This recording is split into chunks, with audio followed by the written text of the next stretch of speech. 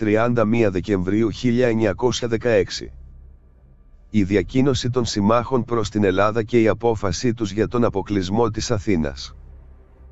Η διένεξη μεταξύ του βασιλιά των Ελλήνων Κωνσταντίνου του Πρώτου και του Βενιζέλου που είχε ξεκινήσει το 1915 είχε φτάσει στο αποκορύφωμά της. Το ζητούμενο ήταν εάν η Ελλάδα θα διατηρούσε την ουδετερότητά της στον Πρώτο Παγκόσμιο Πόλεμο ή εάν θα τασσόταν στο πλευρό των δυτικοευρωπαϊκών συμμάχων, της Αντάντ.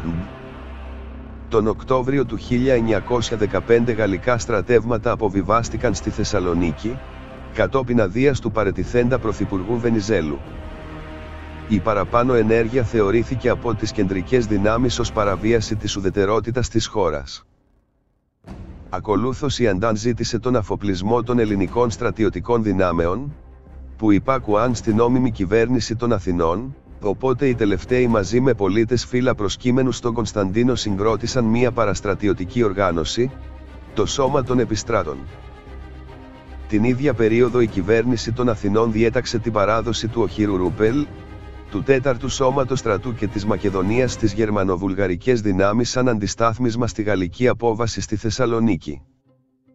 Πολιτικά, ο Βενιζέλος συγκρότησε το κίνημα Εθνικής Αμήνης, δηλαδή μια κυβέρνηση με έδρα τη Θεσσαλονίκη και με έρισμα κυρίως στη Βόρεια και την Ισιωτική Ελλάδα, αλλά δίχως αυτή να είναι προϊόν δημοκρατικών διαδικασιών.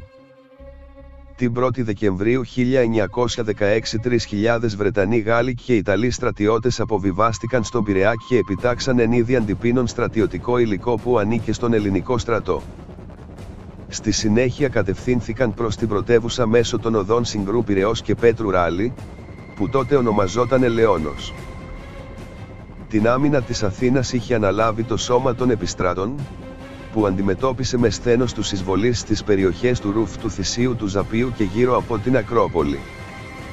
Ταυτόχρονα το πολεμικό ναυτικό της Αντάντ βομβάρδισε τα ανάκτορα τα Λιώσια, το Παγκράτη και τον Φιλοπάπου.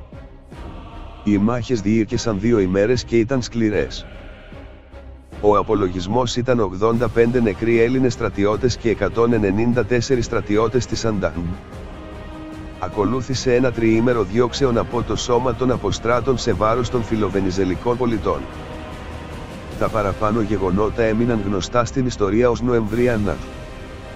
Η κρίση φάνηκε να εκτονώνεται όταν ο Κωνσταντίνος συμφώνησε στη μερική παράδοση των ελληνικών πολεμοφοδίων στην Αντάντ με αντάλλαγμα την αποδέσμευση των ελληνικών πολεμικών πλοίων, που είχαν εχμαλωτήσει οι σύμμαχοι. Στις 12 Δεκεμβρίου ο Αρχιεπίσκοπος Αθηνών Θεόκλητος ο Πρώτος αφόρησε τον Βενιζέλο, θεωρώντας τον υπεύθυνο για τον εθνικό διχασμό, και οργάνωσε την τελετή του αναθέματος στο πεδίον του Άρεως. Παρόλα αυτά ο συμμαχικός στόλος διατηρούσε τον αποκλεισμό του Πειραιά προσπαθώντας να αναγκάσει τον Κωνσταντίνο να παραιτηθεί. Εξαιτίας του αποκλεισμού η Πελοπόννησος, η Στερεά και ιδίως η πρωτεύουσα άρχισαν να λιμοκτονούν, θεωρώντας οι κάτοικοι των περιοχών αυτών τον Βενιζέλο και την Αντάντ υπεύθυνους για την κατάσταση αυτή. Τότε για πρώτη φορά ακούστηκε το σύνθημα «Ψωμί ελιά και κότσο βασιλιά», ενώ η καλλιτεχνική απάντηση από τους φιλοβενιζελικούς ήταν το τραγούδι της Αμήνης στα παιδιά. Σαν σήμερα πριν από 107 χρόνια, την 31η Δεκεμβρίου 1916, οι σύμμαχοι επέδωσαν μία διακοίνωση στην ελληνική κυβέρνηση που είχε τη μορφή τελεσγραφού. Σύμφωνα με αυτή, έπρεπε ο ελληνικός στρατός να αποσυρθεί στη Πελοπόννησο, να διαλυθεί το Σώμα των Επιστράτων, η ελληνική κυβέρνηση να ζητήσει συγγνώμη από τους συμμάχους και οι σημαίες των συμμάχων να κυματίζουν πλάι στα ελληνικά σύμβολα. Εν τω μεταξύ οι σύμμαχοι θα διατηρούσαν τους αυστηρούς ελέγχους τους στη χώρα, ενώ ο συμμαχικός στρατός θα εμπόδιζε τις δυνάμεις της Εθνικής Αμήνης να καταλάβουν τις θέσεις του αποχωρούντα ελληνικού στρατού. Τέλος, ο αποκλεισμός του Πειραιά θα συνεχιζόταν έως ότου εκπληρώνονταν όλοι οι όροι της διακοίνωσης. Η ελληνική κυβέρνηση υπέκυψε στις παραπάνω απαιτήσεις, αλλά η κατάσταση δεν άλλαξε. Κυρίως η Γαλλία ζητούσε τη διατήρηση του αποκλεισμού.